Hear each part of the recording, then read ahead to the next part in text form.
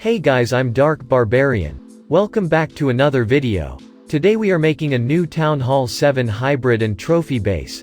This base is going to help you in saving both your loot as well as your trophies. Along with that, we are going to do a complete breakdown of this base in the base analysis part of the video. So make sure you don't forget to watch that. It'll help you in understanding why I've put certain buildings on certain spots. So now I'm gonna let the speed build play. See you in the base analysis.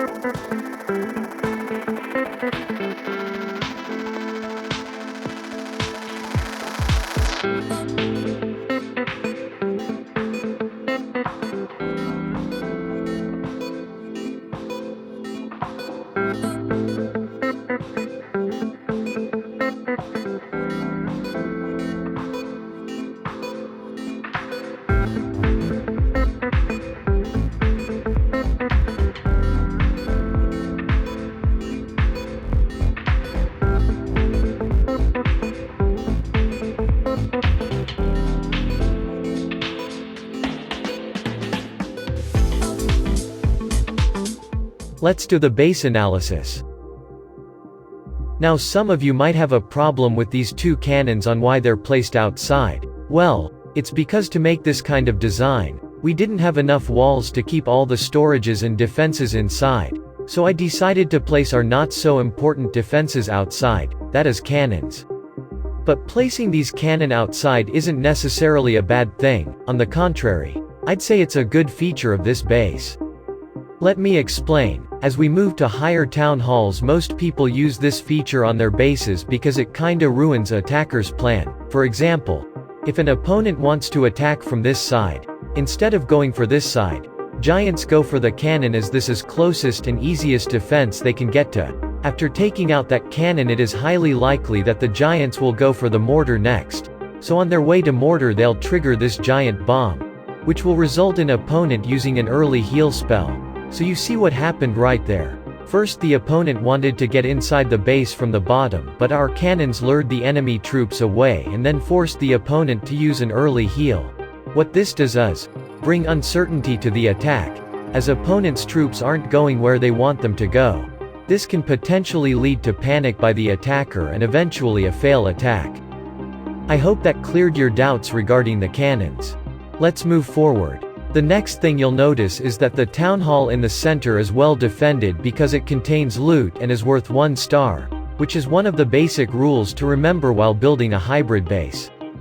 Mortars are evenly placed in 3 different compartments and their range pretty much covers the whole base. Placing them there also helps us in tackling spam attacks like Barch and mass goblins. Archer towers are placed in each corner of the base so that they cover the entirety of the base and no side is left weaker to air attacks. Air defenses are placed away from one another in different compartments to protect them from being taken out by lightning spells in a group. They have air sweeper well paired with them, contributing to an increase in the protection against air attacks like mass loon, mass dragons. Their range covers almost the entire base except this part. But you don't really have to worry about that, as this is basically a trap to incentivize air attackers to start their attack from the southern part of the base because they'll think that air sweeper is facing the other direction and this area isn't covered by air defense, so they can easily destroy the base by attacking from this side. But one thing they won't account for is the number of high hitpoint buildings that will appear on their way to air defenses. These high hitpoint buildings take a lot of time to destroy, so dragons will be stuck on them for some time, while our air defenses will be dealing lethal damage to them. So I've tried it multiple times. It's almost impossible to 3-star this base if you attack with dragons from southern part of the base, unless if you're really rushed and have like level 3 defenses. Moving forward, wizard towers are placed at a distance from one another in a well-protected compartment in the core of the base. As you already know, Wizard Tower are the most important defense at Town Hall 7, so placing them in any outer compartment won't make any sense, so we have placed them in the core, so that they can provide air splash damage coverage to pretty much most of the base, covering a lot of important defenses in their range.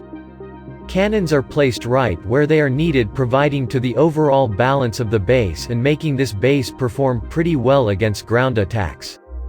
Now coming to storages, they are evenly placed in different compartments.